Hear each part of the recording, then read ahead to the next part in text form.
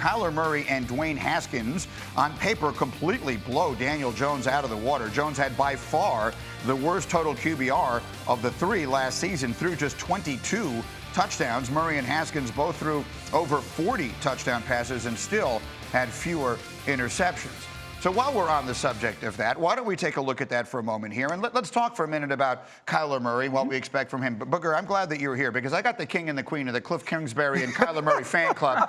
And I mean, I've been sitting here since basically the minute they were drafted hearing about how Kliff Kingsbury is going to completely change the NFL as we know it, and Kyler Murray is going to be a superstar. So I'm turning to you for a little bit of sanity in the conversation. What do you think? You know, Greeny, you always say no one makes a lot of money betting on things that have never happened. Okay, let's look at the National Football League. 32 starting quarterbacks. There's one under 6 feet tall, and that's Russell Wilson. There's a reason that's happening, okay? If you look at Kliff Kingsbury, he comes from Texas Tech. Now, I'm not saying that just because you can't win at Texas Tech doesn't mean that you can't win in the NFL, but I tell you what, there are a lot of doubters out there.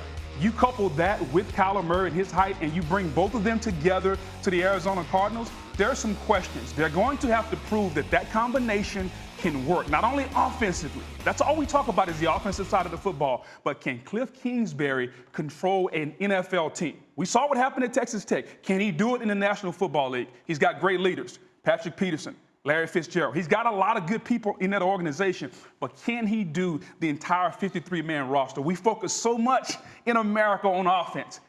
Offense is only part of the team. You have defense also. Sure. He's got to be able to control and run the organization. I love the fact that you brought the defense because two things for me are important for Kliff Kingsbury and Kyler Murray. One, David Johnson is still in Arizona, and we're 2 years removed from him being one of the up-and-coming great backs in the NFL. Yep. We don't talk about him anymore because he was misused last year and they were a really bad team does not take away of how good of a player he is. So it's not Kliff Kingsbury only having Kyler. He's got one of the great dynamic two-way tailbacks in the NFL.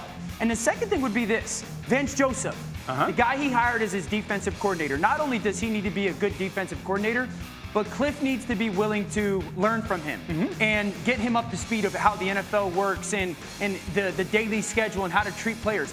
That's a really important marriage between those two guys. I also believe that, if we don't know if it's going to work, no.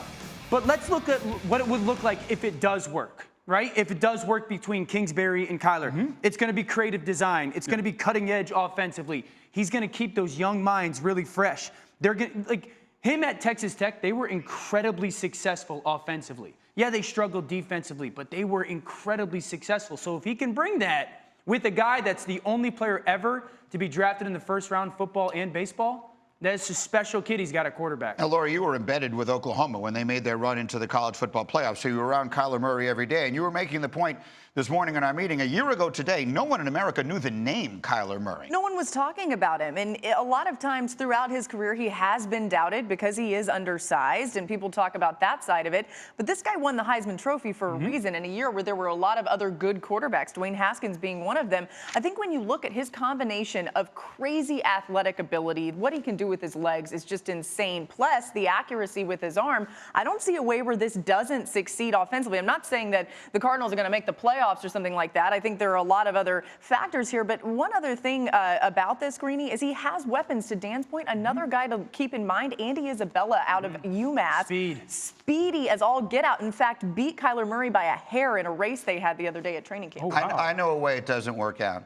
He runs into someone who looks like Booger just one time. I'm telling you, I saw this with Robert Griffin III, and then he ran into Haloti Ngata, who almost broke him in half, and he was never the same again. Greeny, the most amazing thing when we talk Kyler Murray, you can't talk him without his athleticism. Sure. And what does that mean? Running around. What are we doing this entire offseason up until now saying what? Lamar Jackson can't run as much. So you mean to tell me that Lamar Jackson can't run as much, but all of a sudden we want Kyler Murray to run more, and he's only 5'10", probably 195? That's going to be tough to do. Kyler has a better arm than Lamar. Not even close. Yeah. Thank you for watching ESPN on YouTube. For more sports and analysis, download the ESPN app, and for live streaming sports and premium content, subscribe to ESPN+.